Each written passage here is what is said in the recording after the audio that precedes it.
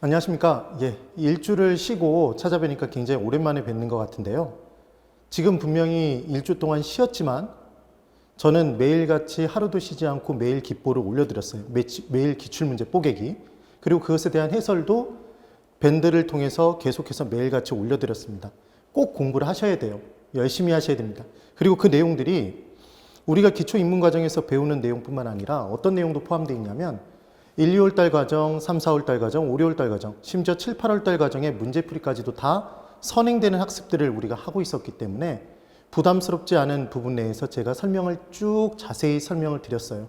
그래서 그 부분 꼭 확인하셔야 됩니다. 아직도 네이버 밴드에 박소연의 멘토링 개론에 들어오지 않으셨다면 빨리 들어오셔야 돼요. 그러면 62페이지 4번 도시공간 구조론에 대해서 설명을 드릴 텐데요. 이 부분 뭐냐면 도시를 당연히 공부를 하겠죠. 부동산 학에서는. 그럼 도시가 어떤 이유로 어떤 형태로 발전됐는지를 주장하는 학자들이 있었어요. 그 학자들에 대해서 이제 공부를 하는 건데 이 부분이 지대이론에서 우리가 공부한 것처럼 사람 이름을 가지고 장난을 칠 수 있기 때문에 매칭을 꼭 시켜서 외워주셔야 돼요. 제가 설명드린 내용대로 꼭 기억을 하셔야 됩니다. 그럼 첫 번째 들어가 볼까요? 페이지는 62페이지예요. 그래서 첫 번째, 동심원 이론이라는 게 있답니다. 새로운 걸 하나 마련했죠. 지시봉을. 핑크빛. 그래서 동심원 이론은 당연히 모양이 뭘 닮았을까요? 동심원을 닮았겠죠. 만든 사람이 누군가 봤더니 버제스라는 분이 만들었대요. 그래서 이 부분을 우리는 외울 때 동네 버스라고 기억을 해보는 겁니다. 따라해 보세요. 동네 버스. 네. 그래서 동심원 이론은 버제스가 만들었다는 거죠. 근데 어떤 이론을 기초로 삼아놓고 만들었냐면 우리가 공부했던 튀넨의 고립국 이론이 있었어요. 입지교차 지대설, 위치 지대설이라고 얘기했던 그 내용을 도시에 접목시킨 이론인 거죠. 그래서 튀넨의 고립국 이론을 적용했다. 그래서 튀넨, 렌. 그래서 동네 버스라고 한번 기억해 보는 거예요. 꼭 한번 정리해 주십시오. 그 다음 도시가 발전할 때 중심 업무지구, 그 다음 이때 전이지대 또는 점이지대, 천이지대인데 외우기 쉽게 전이지대라고 얘기하는 것 뿐이에요. 그 다음 저소층의 주거지대, 고소층의 주거지대, 통근자 주거지대로 나눠져 있답니다. 그럼 몇 지구죠 지금? 5개의 지구죠. 5지구로 형성이 돼 있는데 이 부분을 연결을 쭉 하나하나씩 섞어서 틀린 문장으로 낼 수 있다는 거죠. 외워주셔야 되는 내용입니다. 그래서 이 부분 외울 때 어떻게 외우시면 되냐면 MM으로 사극 시리즈가 있죠 여러분. 제가 주장하는 내용들 중에 설명드린 내용 중에 사극 시리즈가 있어요. 그래서 왕의 부인을 우리는 뭐라고 하죠? 중전이라고 하죠. 그래서 왕이 얘기하는 거죠. 중전 저 고통스러워요 이렇게 얘기를 하는 겁니다. 그래서 중전 저 고통 이렇게 기억을 해두시면 돼요. 그 다음 어떤 도시를 중심으로 만들었냐면 시카고시를 중심으로 해서 하나의 도시를 놓고 이 이론을 만들었대요. 그래서 동시시시시몬 이론은 시카고시를 중심으로 만들었다는 걸 기억해 두세요. 이거 런던이라고 바꿔 나올 수도 있어요. 그 다음 그래서 동시임 시카고, 그 다음 리을 하나의 도시만 가지고 설명을 했기 때문에 지나치게 단순화되어 있는 모형으로서 일반성이 결여되어 있어서 욕을 좀 먹는 이론입니다. 그래서 도시가 중심 업무지구를 중심으로 해서 이렇게 원 형태로 넓어진다라고 주장을 한 거예요. 그래서 이 중심 업무지대에는 뭐가 있나 봤더니 백화점, 호텔 등이 있답니다. 백화점, 호텔. 그럼 얘는 상업용 부동산인가요? 예, 상업용 부동산. 그 다음에 이 점이지대에 뭐가 있나 봤더니 경공업이 위치가 돼 있대요. 그럼 얘는 공업용 부동산. 그리고 저소층의 주거지대, 고소층의 주거지대, 통근자 주거지대가 있겠죠. 그러니까 얘들은 주거용 부동산이 됩니다. 그러니까 동심원 이론은 주거용 부동산만 가지고 설명했나요? 상업용만 가지고 설명했나요? 모두를 가지고 설명했나요? 모두를 가지고 설명했죠. 그래서 동심원, 원은 모든 걸 다 포함하고 있다라고 좀 기억을 해주시면 되겠습니다. 그리고 또 하나 꼭 기억하실 건 도시 내부 구조 이론은 눈물 없인 볼 수 없는 한편의 드라마라고 기억해 두세요. 공장이 있으면 그 공장 옆에는 사람들이 살고 싶어 할까요? 당연히 살고 싶어 하지 않아요. 부의 외부 효과 때문에 오염물질 배출돼서 이제 목도 아프고 눈도 침침해지고 이런 일이 발생하는 거죠. 그럼 공장 옆에 누군가가 살아야 된다면 고소득층이 살까요? 당연히 저소득층이 살겠죠. 이게 도시 내부 구조 이론을 꿰뚫는 관통하는 내용입니다. 그래서 저소층의 주거지역 또는 근로자 주거지역이라고 표현하기도 해요. 그 다음 그 옆에 고소층의 주거지역이 들어가 있는 것이다.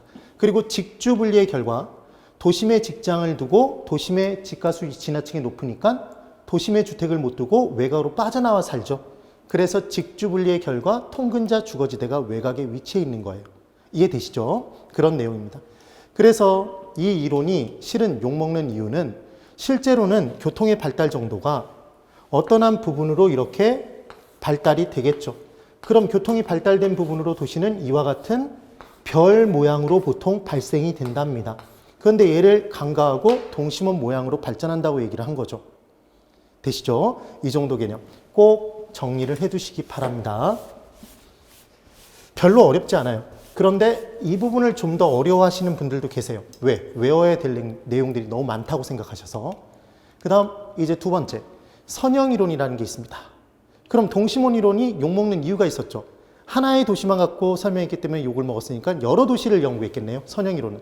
그럼 선형이론은 이 선자가 무슨 선자인가 봤더니 부채선자랍니다.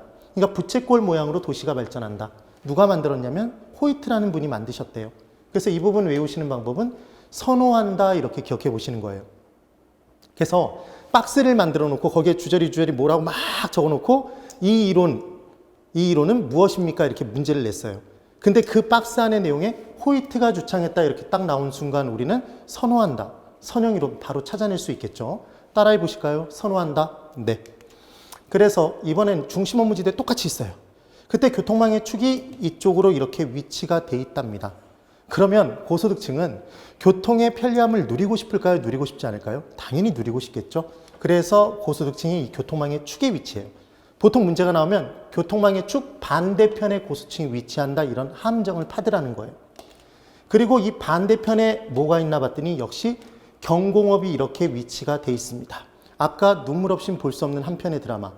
경공업을 둘러싸고 사는 건 누가 둘러싸고 살까요? 네, 정답입니다. 저소득층이 둘러싸고 살겠죠.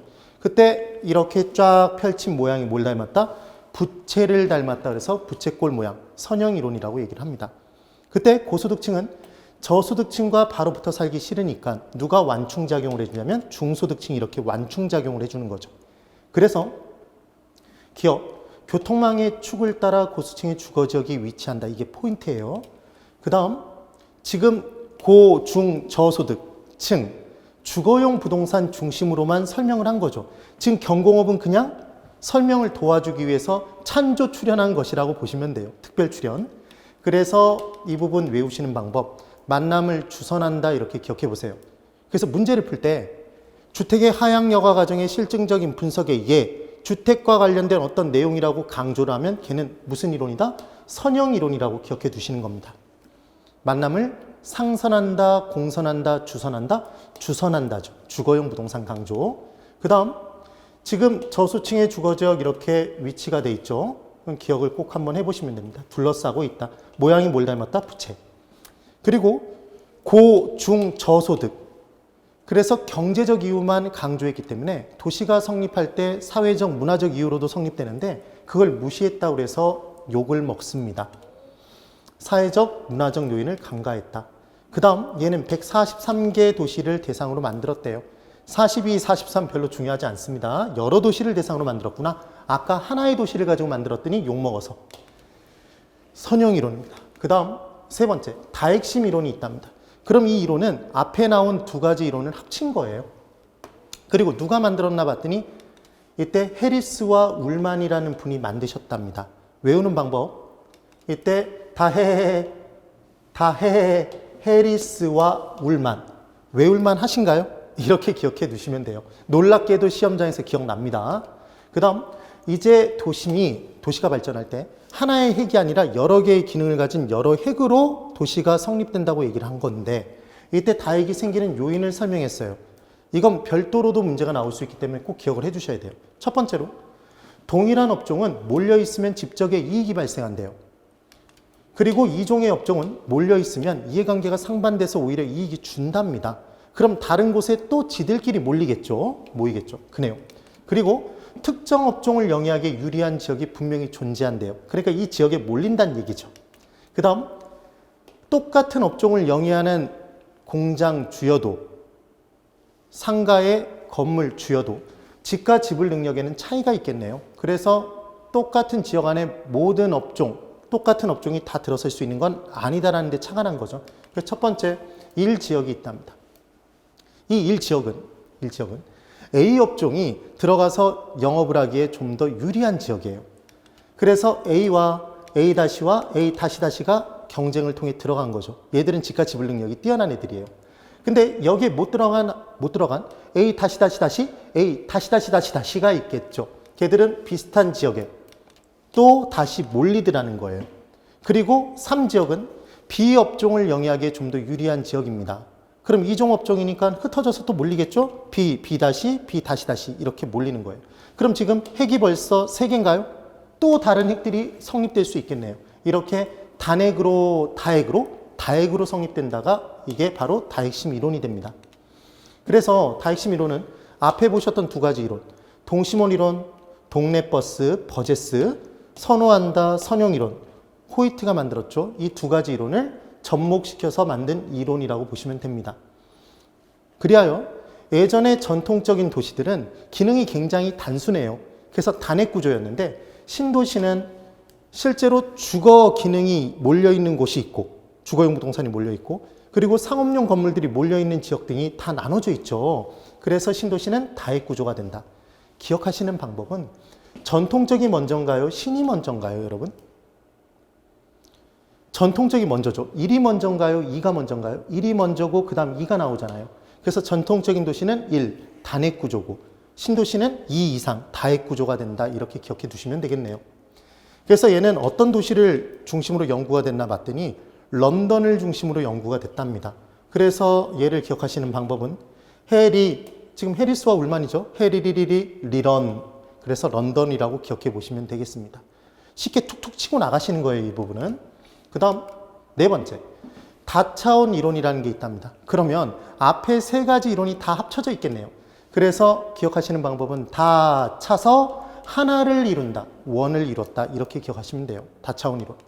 그리하여 동심원 이론, 선형 이론, 다핵심 이론이 다 합쳐진 이론이라고 보시면 됩니다. 지금 제가 뭐 하나를 띄웠죠? 침대를 띄웠죠. 나무 판때기 중간에 스프링, 그 다음 매트리스가 있겠죠. 이렇게. 그러면 3가지가 합쳐져 있나요? 그럼 침대 중에 제일 유명한 침대는 에이스 침대라고 얘기하면 더 이상 내용이 진전이 없습니다. 시몬스 침대. 그래서 침대 중 가장 유명한 시몬스 침대. 그런 시몬스 침대는 모토가 뭐냐면 흔들리지 않는 편안함이죠. 기억하실지 모르겠어요. 예전에 시몬스 침대 광고에 여자분이 이렇게 침대에서 누워서 주무시고 계셨어요. 그런데 비행기를 타고 가다가 낙하산을 메고 뚝 떨어졌는데 낙하산이 안 펼쳐져서 지붕을 꿰뚫고 떨어진 거죠.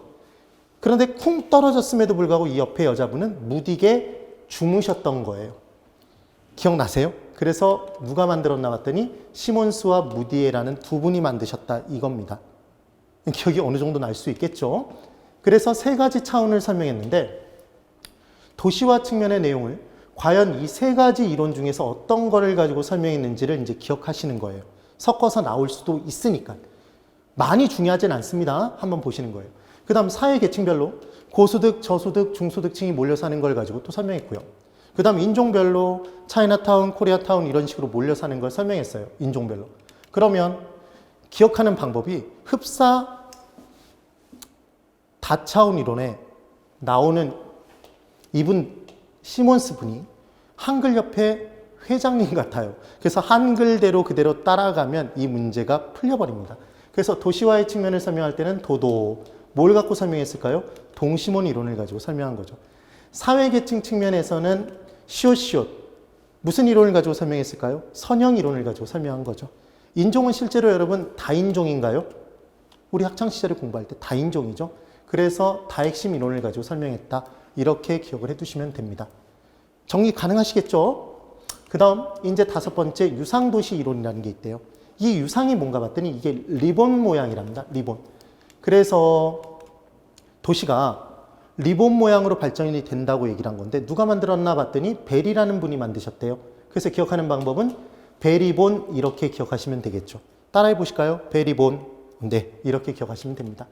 자동차 문화의 발달에 따라서 간선도로망을 따라서 도시가 발달한다 이렇게 얘기를 한 거예요. 그래서 봤더니 이런 개념인 거죠.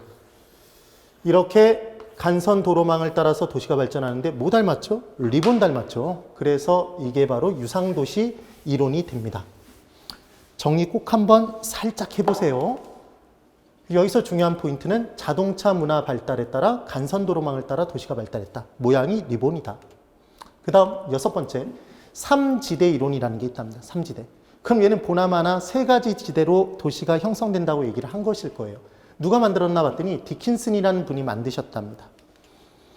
그래서 첫 번째, 역사적인 발전 과정을 따라서 동심원 모양으로 발전이 된다 이렇게 얘기를 해요. 만약에 문제가 나오면 역사적인 발전 과정을 따라 선형 이론과 부채꼴 모양으로 도시가 발전한다 이런 식으로 함정을 팔 수 있다는 거죠. 그래서 지금 역동적인 모습인가요? 역선인가요? 역동이죠. 그렇게 기억하시면 됩니다. 그래서 중앙지대 그리고 중간 그 다음 외곽 이거 순서 바꿔놓으면 찾으실 수 있을까요? 만약에 외곽이 가운데 있다 그러면 이상하잖아요, 여러분. 외곽은 왜 외곽이죠? 외곽에 있으니까. 중앙은 왜 중앙인가요? 중앙에 있으니까. 중간은 왜 중간? 중간에 있으니까. 지금 그 얘기인 거죠. 얘 지금 디카죠, 여러분. 디카. 그럼 디카는 뭐로 지지해야 되죠, 여러분? 찍을 때? 산발이로 지지하죠. 산발이로 지지하는 거죠. 그래서 외우시는 방법, 역동적인 모습은 자, 역사적인 발전 과정, 동심원 이론 가지고 설명한 것이다. 뭐로 찍는다? 디카로. 그래서 무슨입니까? 디킨슨이죠. 디킨슨. 디카는 뭐로 지지한다? 산발이로 지지한다. 3지대 이론. 이렇게 기억하고 넘어가 버리시는 거예요. 이거 보통 이 내용 기억하시느라고 정말 쇠가 빠집니다. 몸에서 철분이 막 빠져나가죠. 그런데 우리는 이렇게 정리하고 한 번만 보고 끝내버리면 나오는 문제 다 푸실 수 있어요. 충분히 하실 수 있겠죠? 네. 그래서 지금 뭐가 끝난 거냐면 지금 정확하게 도시 내부 구조이론에서 중요한 내용들을 한번 설명을 드려봤네요. 제가 설명드린 내용이 교재에 다 있죠, 여러분? 그래서 64페이지까지 지금 설명을 드린 겁니다. 그 다음 이제 65페이지에 정책론이 나오는데 이 정책론이 근래 시험 문제가 굉장히 많이 나오고 있는 부분 중에 하나예요. 그래서 심지어 한 8문제에서 9문제까지도 나오고 있는 부분인데 원래는 기본적으로 4문제 정도가 나왔던 파트였어요. 그래서 제가 봤을 때는 분명히 32회 시험 때에는 8문제, 9문제까지 나오지 않고 다시 원래대로 회귀해서 4, 5문제가 나올 것 같습니다. 그리고 나오는 부분들이 실상 거의 대부분 정해져 있기 때문에 아주 시사적인 내용 빼놓고는 이 부분을 제가 설명드린 내용으로 정확하게 기억해 두시면 돼요. 자, 그러면 이제 첫 번째 부동산 문제의 특징에 대해서 한번 설명을 드릴 겁니다. 여러분 집중하세요. 부동산 시장은 완전한 시장이 아니다라고 우리가 1, 2월 달에 이제 중점적으로 공부를 하실 거예요. 그래서 불완전 경쟁 시장이라고 합니다. 그럼 생각해 볼까요? 완전 경쟁 시장이라면 완전 경쟁 시장은 완전한 시장이죠. 그래서 가장 이상적인 학문상으로만 존재하는 시장이래요. 완전한 시장에서는 당연히 문제가 없을 거예요. 그럼 문제가 발생하지 않으면 정부가 개입해서 그 문제를 해결하기 위한 노력, 정책을 기울일 필요가 없는 거죠. 그런데 현실의 부동산 시장은 여러 가지 이유들 때문에 불안전하답니다. 불안전 경쟁 시장이에요. 그럼 부동산 관련 문제가 발생하겠네요. 불안전하니까. 그럼 그 문제를 시장에 맡겨놨을 때 해결이 안 되니까 정부가 개입해서 해결하기 위한 노력을 기울이겠죠. 그 정부의 공적인 노력을 뭐라고 하냐면 부동산 정책이라고 합니다. 그럼 당연히 부동산 정책론을 공부할 때는 부동산 문제에 어떤 문제들이 있는지를 살펴봐야 될 거잖아요. 그럼 당연히 부동산 문제에 가지고 있는 특징이 무엇인지를 봐야 된다는 얘기죠. 그래서 첫 번째로 부동산 문제의 특징을 공부합니다. 첫 번째, 부동산 문제의 특징은 비가역성의 특징을 갖는데요. 가능할 가짜에 거스릴 역자. 그럼 되돌릴 수 있는 게 가역성이에요. 근데 부동산은 비가역성의 특성을 띈답니다. 부동산 문제는. 그래서 한번 문제가 발생되면 원래의 상태로 되돌리기 어려우니까 처음부터 정책을 잘 펼쳐야 된다는 얘기겠죠.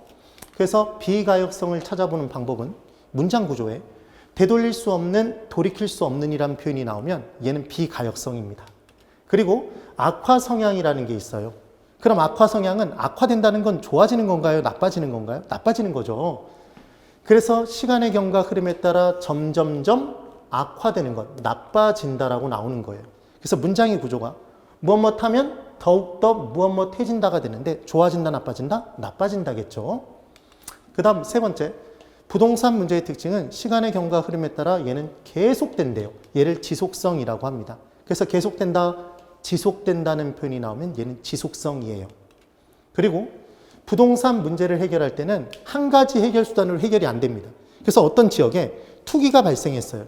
그럼 그 투기 문제를 해결하기 위해서 정책을 펼치기도 하고 세금도 더 많이 부과하고 그리고 만약에 명의신탁 등에 의해서 투기 목적으로 들어오는 사람들이 있으면 처벌하기도 하죠.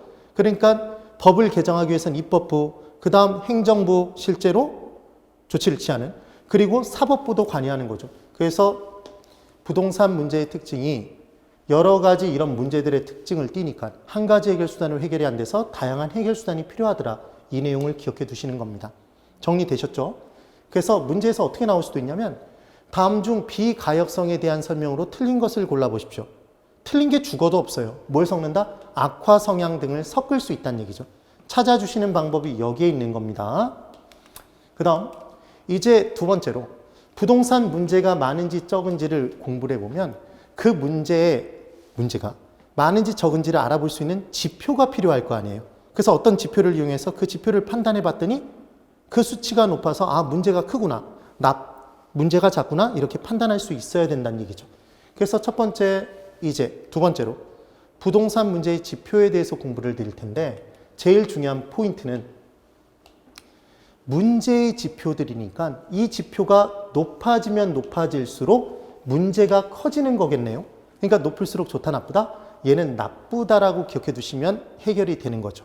그래서 제가 지금 기초입문 과정에서 설명을 한번 쫙 드려볼 텐데 이 내용들을 설명드린 내용대로 죽어라고 외우지 마시고 제일 중요한 건 이겁니다.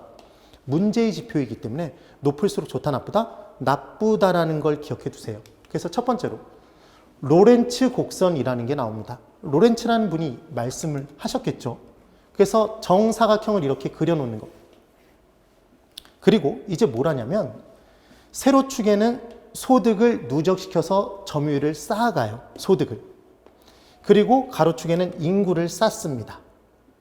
그러면 인구가 한 명 쌓임에 따라 소득이 증가하겠죠? 이런 식으로 그래프로 표시한다는 얘기예요. 선으로. 이게 로렌츠 곡선입니다. 그러면 이제 이 부분이 0부터 출발해서 이제 한번 들어가 볼까요? 여기는 A, 여기는 B라고 해보죠. 그럼 첫 번째, 여러분 1인당 소득이 모두 균등하답니다. 1인당. 한 명당 가지고 있는 소득이 모두 균등하대요. 그럼 얘는 완전 평등인가요? 완전 불평등인가요? 완전 평등이죠. 이게 완전 평등이라는 걸 기억해 두시면 됩니다. 그럼 이 지금 사각형 안에다가 한번 표시를 해볼까요? O부터 B까지 대각선을 딱 직선으로 그어놓고 한번 판단해 보면 지금 인구가 한 명 늘었어요. 그랬더니 소득이 꼭 이만큼 느네요. 두 명째 늘었더니 얘도 소득이 똑같기 때문에 위로 이만큼 올라가요. 지금 우리 뭘 보고 있죠? 1인당 소득이 균등한 경우, 완전 평등한 경우를 보고 있잖아요. 그러면 인구 한 명 또 늘면 또 올라가겠네요. 똑같은 비율로. 그러면 쭉 연결시켜 보면 이와 같은 대각선이 나오나요? 그래서 로렌츠 곡선은 이와 같은 선인데, 노란 선인데 이 로렌츠 곡선이 대각선이 돼버린다면 1인당 소득이 균등한 경우 완전 평등이 된다. 지금 그 얘기인 거죠. 그리하여 로렌츠 곡선의 면적이라는 것은 이 대각선과 로렌츠 곡선의 사이 이 부분을 스몰 a를 얘를 로렌츠 곡선의 면적이라고 표현합니다. 그럼 보세요. 지금 이 로렌츠 곡선의 면적에서 대각선이 돼버리면 지금 완전 평등하면 대각선이잖아요. 그럼 얘가 여기 가서 딱 겹쳐지네요. 그럼 A의 면적이 0이 되겠죠? 그 내용이 됩니다. 그래야요. 선 OB가 되면 선 OB가 되면 얘는 로렌츠 곡선의 면적이 0이 된다고 얘기를 한 거예요. A가 0이죠. 이해되셨나요? 네. 그래서 이 부분이 바로 완전 평등한 경우입니다. 그럼 이번에는 1인이 한 명이 전체 소득을 다 가지고 있답니다. 한 명이 전체 소득을 다 갖고 있고 나머지는 다 쫄쫄이 굶고 있대요. 그럼 얘는 완전 평등한 건가요? 완전 불평등인가요? 완전 불평등한 경우가 되겠죠. 그럼 이 부분을 그래프상에 이제 표시를 해보면 지금 이와 같이 이렇게 쫙 그어졌다는 얘기는 인구는 점점 늘고 있는데 이 사람들이 갖고 있는 소득이 하나도 없어서 계속 소득이 제로네요. 이렇게 왔다는 얘기죠. 마지막에 한 명째 느니까 소득이 위로 쭉 올라가 버려요. 그럼 한 사람이 다 갖고 있다는 얘기죠. 그럼 노렌츠 곡선, 이 노란 곡선이 당겨져서 여기에 딱 달라붙는다는 얘기네요. 그럼 스몰 a의 면적이 전체 삼각형 면적이 되겠죠. 얘가 완전 불평등이 됩니다. 그리하여 선 OAB가 되면 노렌츠 곡선의 면적이 OAB가 돼버리면 얘는 노렌츠 곡선의 면적은 전체 삼각형 면적이 된다는 얘기죠. 그래서 노렌츠 곡선의 면적 스몰 a는 대각선에 딱 달라붙으면 0, 지금 대문자 a에 달라붙으면 전체 삼각형 면적인 거죠. 그래서 0부터 시작해서 0 완전 평등, 그리고 a 플러스 b가 된다. a 플러스 b 면적이 된다는 얘기죠. 지금 완전 불평등. 이게 노렌츠 곡선의 면적과 관련된 내용입니다. 시험 문제에 이 부분을 죽어라고 죽어 나올 가능성 거의 없어요. 그래서 기억하시는 방법은 이것만 기억하시면 돼요. 노렌츠 곡선 부동산 문제의 측정 지표구나. 아, 이 지표 높을수록 나쁘구나. 그럼 노렌츠 곡선의 면적은 0부터 시작해서 전체 삼각형 면적인데 언제가 가장 나쁘구나? 전체 삼각형 면적일 때가 가장 나쁘구나. 이걸 기억해 두시면 됩니다. 0일 때 완전 평등. 그때 이제 이 노렌츠 곡선의 면적을 가지고 또 하나 비율과 관련된 지수를 하나 만들었어요. 계수를. 그래서 두 번째로 진위계수라는 게 있답니다. 그럼 진위계수는 우리 탄력성 공부할 때 제가 뭐라고 설명을 드렸냐면 지수, 계수, 탄력성, 비율, 비례 이런 표현이 나오면 다 뭐였다? 분수였던 거 기억나시나요? 그리고 알고 싶은 걸 어디로 올린다? 분자로 올렸던 게 기억나시면 돼요. 그럼 진위계수는 노렌츠 곡선의 동생이라고 생각하시면 됩니다. 걔를 응용한 것이다라고 보면 돼요. 그래서 이 부분의 분자에 노렌츠 곡선의 면적이 들어가죠. 그리고 분모에는 뭐가 들어가냐면 아까 보셨던 전체 삼각형이 들어갑니다. 전체 삼각형. 그리하여 이 면적은 아까 봤던 스몰 a, 스몰 b로 따져보면 전체 삼각형 면적이 a 플러스 b였죠. 노렌츠 곡선의 면적은 스몰 a였어요. 그래서 a 플러스 b분의 a가 바로 진위계수가 된다는 거죠. 그럼 아까 완전 평등일 때는 0이었네요. 노렌츠 곡선의 면적이. 완전 불평등일 때는 a 플러스 b였잖아요. 그래서 이제 이 내용들을 어디에다 올려주면 된다? a 플러스 b 위에 올려주면 되겠네요. 그래서 a 플러스 b 전체 삼각형 면적에서 노렌츠 곡선의 면적이 차지하는 비율. 얘를 뭐라고 한다? 진위계수라고 한다는 얘기죠. 진위계수는 전체 삼각형 면적에서 진위계수의 지금 노렌츠 곡선의 면적은 0, 가장 작은 것. 그 다음 a 플러스 b, 노렌츠 곡선의 면적 제일 큰 건 a 플러스 b. 그래서 이 사이에 존재하겠죠. 이게 바로 뭐다? 지금 진위계수가 됩니다. 그럼 진위계수의 수치는 0을 그 어떤 수로 나눠도 0이죠, 여러분. a 플러스 b를 a 플러스 b로 나누면 1이겠네요. 그래서 진위계수는 0부터 1 사이의 값을 갖는다라고 얘기를 하는 거죠. 여기서 기억하실 건 뭐만 기억하시면 되냐면 부동산 문제의 측정 지표인가요? 이걸 죽어라고 이렇게 외우실 필요 없어요. 부동산 문제의 측정 지표죠. 그러면 이 지표도 높을수록 나쁘다? 그럼 0부터 1 사이의 값을 갖는다면 1일 때 가장 나쁘다? 완전 불평등이 되겠네요. 언제 가장 좋다? 0일 때 가장 좋을 것이다. 그래서 진위계수는 진위계수 0부터 1 사이의 값을 갖는다라고 기억을 해두시면 됩니다. 꼭 정리를 해보세요. 그래서 0일 때 완전 평등, 1일 때 완전 불평등이 되더라. 그 다음 세 번째, 슈밥의 지수라는 게 있답니다. 슈밥의 지수. 우리 무엇 지수와 관련해서 학창시절에 공부했던 지수가 하나 있었어요. 엥겔 지수 기억나시나요? 엥겔 지수는 뭐였냐면 전체 생계비에서 식비가 차지하는 비중이었어요.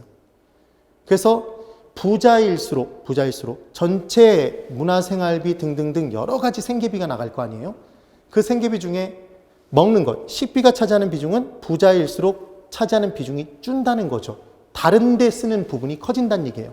그런데 노숙자분을 한번 생각해 보면 쓰는 돈, 생계비의 거의 대부분이 식비죠. 그래서 소득 수준이 낮으면 낮을수록 엔겔지수의 수치는 높은 거고, 소득 수준이 높아질수록 엔겔지수의 수치는 낮아진다가 우리가 중학교 사회 시간에 공부했던 내용의 포인트였어요.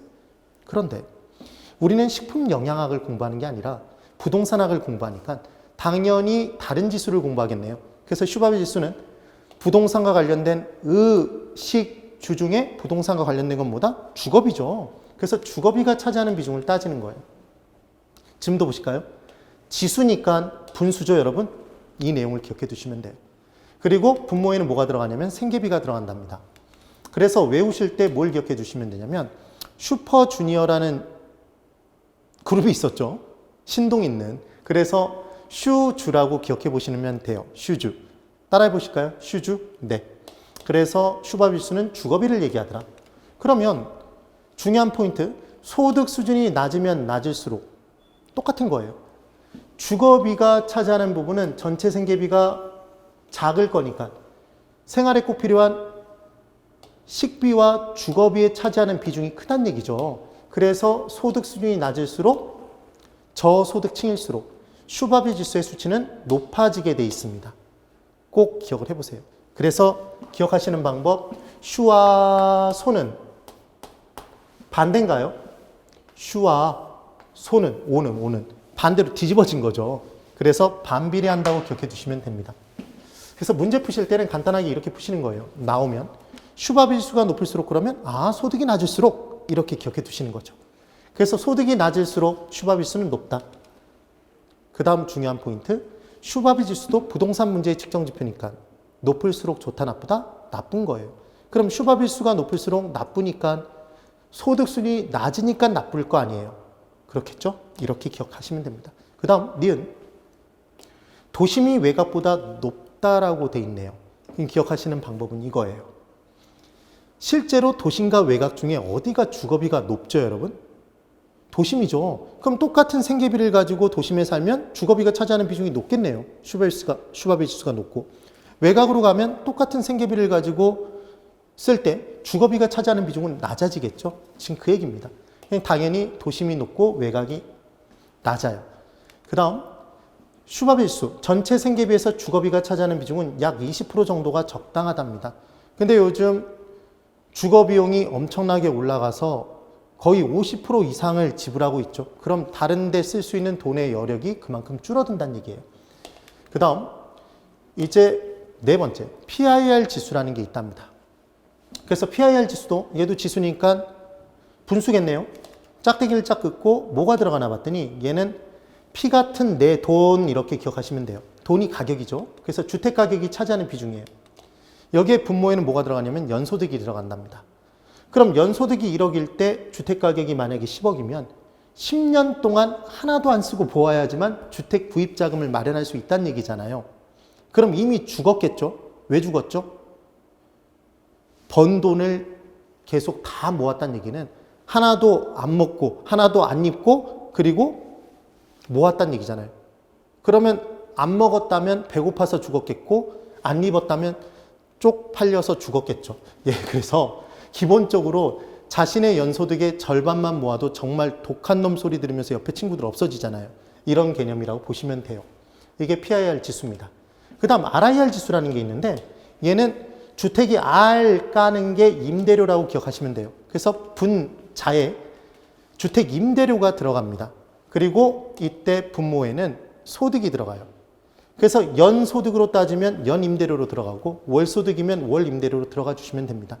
그럼 월소득이 200일 때 주택임대료가 50만 원이라면 4분의 1이죠? 25% 이런 식으로 계산을 한다는 얘기죠. 그럼 소득에서 주택가격이 차지하는 비중이 커지면 커질수록 소득에서 주택임대료가 차지하는 비중이 커지면 커질수록 주거비 부담이 커지는 거네요. 그러니까 얘들도 높을수록 좋다 나쁘다? 나쁜 거죠. 그래서 외우실 때 이 부분을 바꿔서 문제 낼 수 있으니까 피 같은 내 돈, 주택이 R 까는 게 임대료라고 기억하시면 RIR 지수는 주택 임대료와 관련된 내용이구나 기억하실 수 있겠죠. 그리고 여섯 번째, 주택가격에서 전세가가 차지하는 비중을 따진답니다. 그러면 전세 금액이 당연히 분자고 분모에 주택가격이 들어갈 텐데요. 이때 전세 금액이 주택가격에서 차지하는 비율이 낮아진다고 해서 반드시 임차인의 부담이 줄어드는 것은 아니대요. 이걸 한번 기억해 볼까요? 자, 이런 개념이에요. 전세 금액이 주택가격이 얼마였냐면 얘가 1억이랍니다. 근데 전세 금액이 얼마였냐면 얘가 7천만 원이었어요. 그럼 지금 70%죠. 70%입니다. 70%. 근데 어떤 일이 이제 발생이 됐냐면 이 전세 금액이 9천만 원으로 올라갔대요. 9천만 원. 그러면 얘는 90%가 된 거죠. 그런데 얘가 얼마로 떨어졌냐면 잘 보실까요? 얘가 5천만 원으로 떨어졌어요. 그럼 전세 금액이 낮아진 거죠. 뭐는 그대로인데 주택가격은 그대로인데. 그러면 이제 이 비율이 50%로 낮아지나요? 그럼 주택가격에서 전세 금액이 차지하는 비율이 50%로 낮아졌으니까 지금 임차인의 부담은 지금은 줄었다고 할 수 있나요? 줄었죠, 지금. 전세 금액이 줄었으니까. 그런데 이런 경우가 있다는 거죠. 분명히 비율은 더 떨어졌어요. 근데 어떤 일이 발생이 됐냐면 얘는 전세 금액이 9천으로 올라갔습니다. 그럼 부담 분명히 커졌죠? 근데 주택가격이 얘가 얼마가 됐냐면 만약에 올라가서 3억이 돼버린 거예요. 3억이 돼버린 거죠. 그러면 차지하는 비율 자체는 30%로 낮아졌지만 임차인의 부담은 더 커졌잖아요. 그러니까 전세 금액이 커지더라도 주택가격의 상승분이 더 크다면 임차인의 부담은 줄어들지 않죠. 그래서 주의하실 건 전세 금액이 주택가격에서 차지하는 비율이 낮아진다고 해서 반드시 전세 금액이 낮아지는 경우만 있는 건 아니죠. 전세 금액이 올라갔는데 주택가격이 더 올라가면 이 비율은 떨어진다는 얘기죠. 그래서 반드시 줄어드는 것은 아니다라는 걸 꼭 기억을 해 두셔야 됩니다. 그래서 지금 얘들은 다 무슨 지표였다? 문제의 측정 지표죠. 네. 그래서 높을수록 나쁘다라는 개념이 됩니다. 그럼 이 부분에 유일한 예외를 하나 공부하실 거예요. 그래서 10분위 분배율이라는 게 있는데 이게 비율이니까 당연히 분수겠네요. 봤더니 10분위 분배율이래요. 분배율. 그럼 얘는 소득 구간을 10구간으로 나눈 거예요. 10등분 했으니까 10분위 분배율인 겁니다. 그래서 소득 수준이 제일 높은 사람부터 제일 낮은 사람까지 10등분을 친 거예요. 10등분을 해놓고 누굴 중심으로 판단해 보냐면 최하위 40%를 가지고 판단을 한답니다. 중심으로. 얘가 그래서 알고 싶은 게 분자죠. 그리고 분모에는 최상위 계층 40%가 들어가면 너무 격차가 커지니까 얘는 20%만 들어간대요. 이제 보세요. 그러면 지금 10분위 분배율은 최하위 계층 40%의 소득을 최상위 계층 20%로 나눈 값인데 만약에 완전 불평등한 경우라면 어떤 일이 발생하겠냐 이거죠. 최하위 계층의 소득이 빵이라면 완전 불평등한 경우죠, 여러분. 그럼 이제 어떤 일이 발생하냐면 완전 불평등이면 최하위 40%의 소득이 빵이겠죠. 그럼 얘를 최상위 계층 20%로 나눠주는 겁니다. 그럼 그 어떤 수로 나눠도 0을 나누면 0을 그 어떤 수로 나눠도 얘는 0이죠. 0. 되시나요? 그리고 이때 최하위 계층의 소득과 최상위 계층의 소득이 만약에 똑같다면 얘는 소득이 다 똑같은 거잖아요. 완전 평등한 경우겠죠. 그럼 완전 평등한 경우라면 최하위 계층 40%의 소득을 최상위 계층 20% 나누면 얘는 소득 수준이 똑같은 거니까 40을 그냥 20으로 나누는 거네요. 그래서 이 사이에 있게 된다는 얘기예요. 그럼 수치는 0부터 시작해서 40을 20으로 나누면 2 사이의 값을 갖는다는 얘기죠. 그래서 언제가 완전 평등이죠? 2일 때가. 그래서 10분위 분배율만 저소득층에게 분배되는 비율을 나타내기 때문에 높을수록 좋다. 그래서 2일 때 완전 평등이 되는 거죠. 얘 0부터 1인가요? 0부터 2인가요? 0부터 2죠.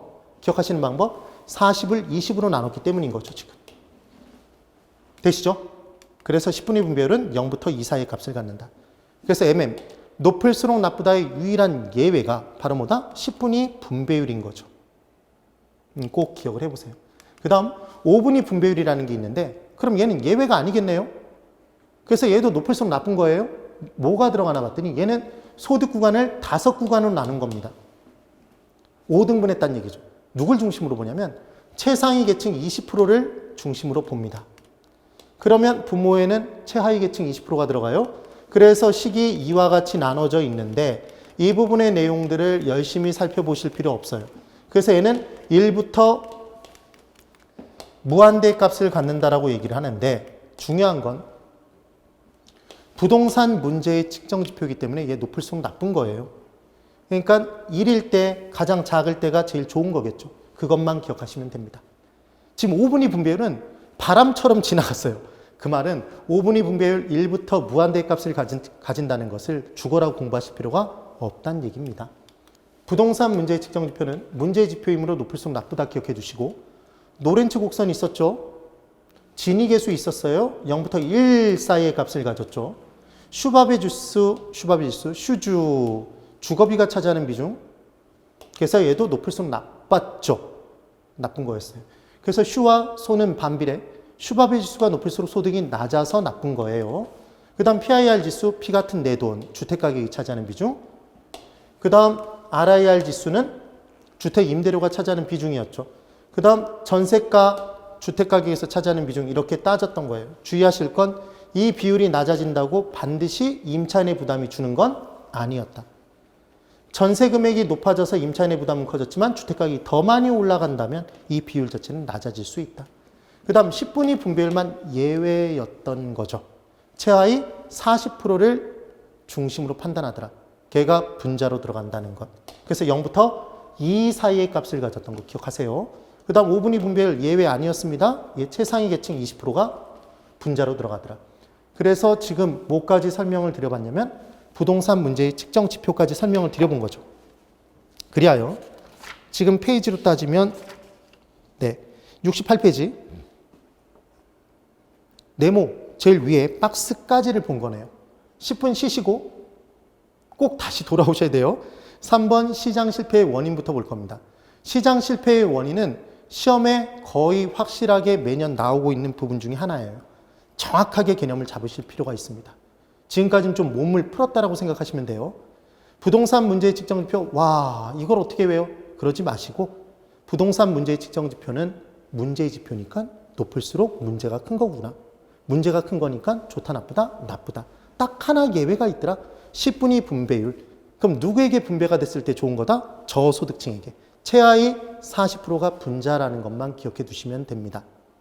되셨죠? 10분 쉬고 다시 돌아오세요. 네, 10분 휴식 시간입니다.